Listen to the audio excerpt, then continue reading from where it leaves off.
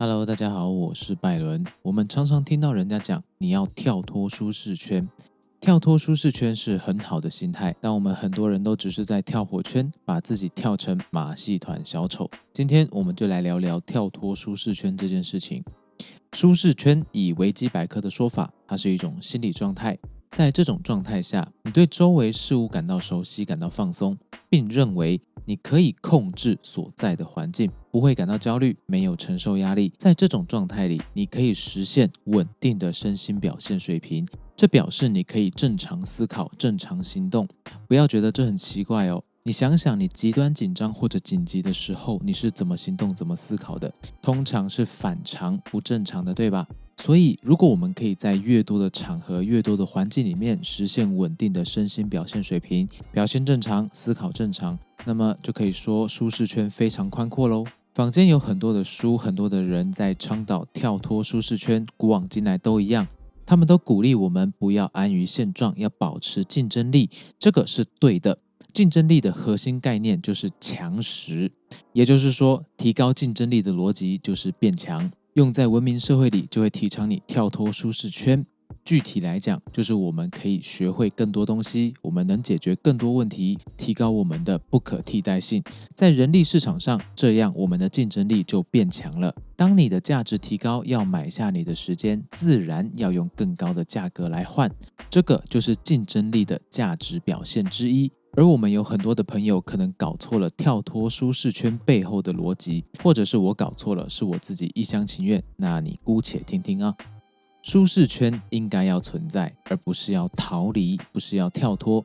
一个有强大竞争力的人，有非常庞大的舒适圈，他可以流畅地解决非常多的问题，而在他的圈圈里面，他的技能是互相支援的，因此形成巨大的竞争优势。如果我们去观察这些有强大竞争力的人，他们做的事情并不是跳脱舒适圈，而是在原有的技能基础上培养卫星能力。等到卫星能力强化成熟之后，他的舒适圈或者我们讲能力圈就变大了。而我们看到的结果就是他的竞争力很强，舒适圈很宽，好像做什么都很厉害。总的来说，圈内的核心能力是必须要重点发挥跟优化的对象。你不要先去想着培养一堆新的技能，而是要把你原本有价值的技能给优化，给重点发挥，再由这些大能力去支援小能力、卫星能力的成长。小能力成长成为大能力后，再带动其他的小能力成长。这个循环让你的能力圈越来越大，让你的竞争力越来越强。就像著名的 BCG 矩阵，在这个矩阵里面，一个理想的策略方向是用金牛去培养明日之星，将明日之星培养成下一个金牛，借此不断产生金牛来保证这个企业的良好营运。他也必须这么做，才可以在这个杀红眼的市场里面取得足以生存的竞争力，甚至竞争优势。放在能力圈舒适圈的这个观念里面，就是用我们已经成熟的有用的能力来培养有价值但我们现在还不完全成熟的卫星能力。成熟能力是你的金牛，而卫星能力是你的明日之星。我们不断产生金牛，也不断培养明日之星，这个就跟舒适圈或能力圈是一样的意思。不过呢，每个人的圈子不同，天生可能就是不一样的人。但我们都喜欢跳跃到大家推崇的圈子里面。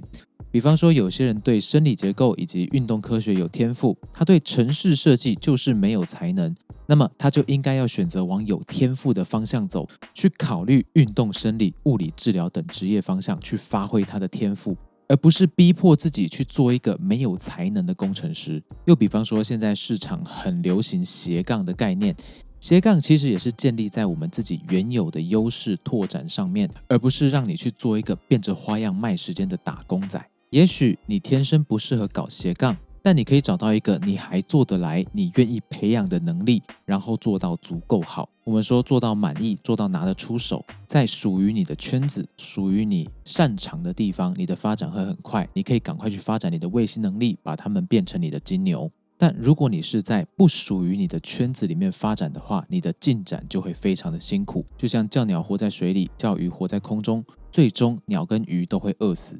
有人像鸟天赋是飞，有人像鱼天赋是水。发挥天赋，你才能够找到属于你的最好发展。所以不要去想跟别人做一样的事情，那可能并不是你擅长，也不是你天赋的事情。你可以试试看，你在这个领域里面有没有点到点数，但你不知道，那也要记得及时收手是很重要的。你的时间很宝贵，多方尝试就是去看你擅长什么事情，你对什么事情有兴趣。另外也要看你在什么地方根本就是短板，你应该把时间花在其他地方，去尝试得到属于你个人的最好发展。再换个角度讲同一件事，经济学有个概念叫做相对优势，或者是比较利益。假设花费同样的时间资源 ，A 国能够产出10吨玉米或1吨的麦， B 国能够产出15吨玉米或15吨麦。两国如果要合作生产，那么最好的方案将会是 A 国产玉米， B 国产麦。即使 B 国有绝对优势，做什么都是比 A 国强很多，但让 A 国发挥相对的优势，两国的总粮食产量会高很多。而不管 B 国怎么想，对 A 来说，产玉米显然是 A 国存活下来的最好选择。这件事不管 A 国对产麦多有企图心，多有理想跟抱负，都是不可改变的事实。他要活下来，先去产玉米。总结以上，所谓的跳脱舒适圈，其实应该是拓展舒适圈，专注在我们擅长的事情，最少要我们有兴趣，能够投身其中，不断精进的事。另外，避开弱点跟注定会失败的事，避免我们的生命资源消耗在我们既不擅长又不具天赋更不含兴趣的事情上。就算那件事情所有人都说你应该这样做，因为那个场子就不是我们的场子嘛，我们何必去打一定会输的仗呢？如果真的有兴趣，那就在你已经赢的情况下再来这里玩吧。我们要赢，要赢得自己，我们就要最大限度去巩固自身的价值，取得我们所能取得的最好成果，在优势尽可能最大发挥的情况下，慢慢去拓展其他的能力，将新的能力培养成新的更大的优势。这个才是拓展舒适圈与强化竞争力的背后逻辑。这期就分享到这里，我是 Byron， 希望这期对你有一点点的帮助。那么记得3连订阅留言，我们下次见喽。